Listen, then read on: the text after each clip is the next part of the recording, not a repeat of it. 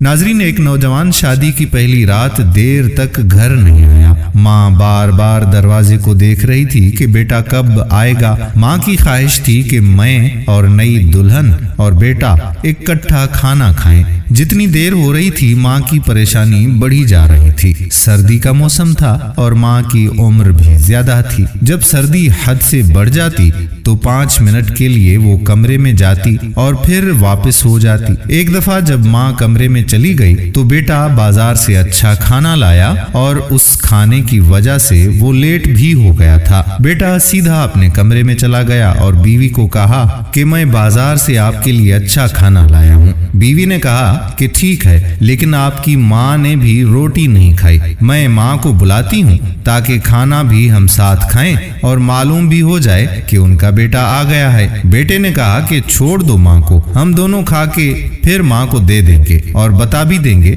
कि मैं आ गया हूँ। बीवी ने कहा कि ये मुनासिब नहीं है। अगर आप कुछ भी हैं तो ये माँ की वजह से है और मैं अगर आपकी बीवी भी हूँ तो ये भी मैं आपकी माँ की वजह से हूँ। बहरहाल बेटे का इसरार था कि पहले हम दोनों खाते हैं फिर माँ को देंगे। बीवी ने जब देखा कि ये इंसान नुमा जानवर हैं तो फौरन कहा कि आप मुझे तलाक दे दो, मैं जानवर के साथ नहीं रह सकती। माँ बाहर गेट के साथ बेटे का इंतजार कर रही थी। जब माँ ने कमरे में दूल्हे और दुल्हन की शोर सुनी तो हैरान हो गई कि बेटा कब आया है और शोर क्यों मचा हुआ है। बहरहाल जब माँ कमरे के करीब पहुंच रही थी तो दोनों मियाँ बीवी के रास्ते अलग हो गए थे। बीवी ने अपने माँ बाप के घर जाकर कुछ अरसा रहने के बाद दूसरी शादी की और बूढ़ी माँ से ये सदमा बर्दाश्त ना हो सका और इस दुनिया से रुखसत हो गई। इन्ना लिल्लाहि व इन्ना इलैहि राजिऊन। 35 साल के बाद ये औरत हज पर जा रही थी।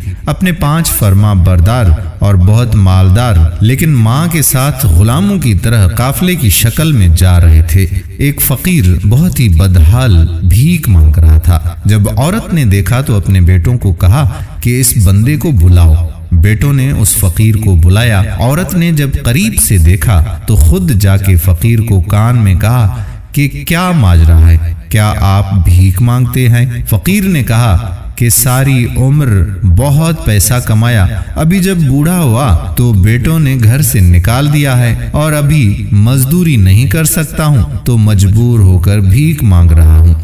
तो औरत ने कहा कि मैं आपकी पहली बीवी हूँ, आपको अपने अमल की सजा मिल गई और अल्हम्दुलिल्लाह मुझे अपने अमल की जजा मिल गई। दोस्तों, वालिदैन की अहमियत को जानना बहुत ज़रूरी है और वालिदैन का हुक्म सर आंखों पर रखा करें। उनके साथ कभी भी बदतमीजी ना करें, क्योंकि कल आपने भी माँ बाप बनना है और फिर आपके बच्चे आपके साथ वैसा ही बर्ताव करेंगे जैसा आज आप अपने माँ बाप के साथ करते हैं। उम्मीद करते हैं कि ये वीडियो भी आपको पसंद ज़रूर आई होगी। आने वाली वीडियो तक अपने मेज़बान कादिर बख्श कल्होड़ो को इजाज़त दीजिए। अल्लाह हाफिज़।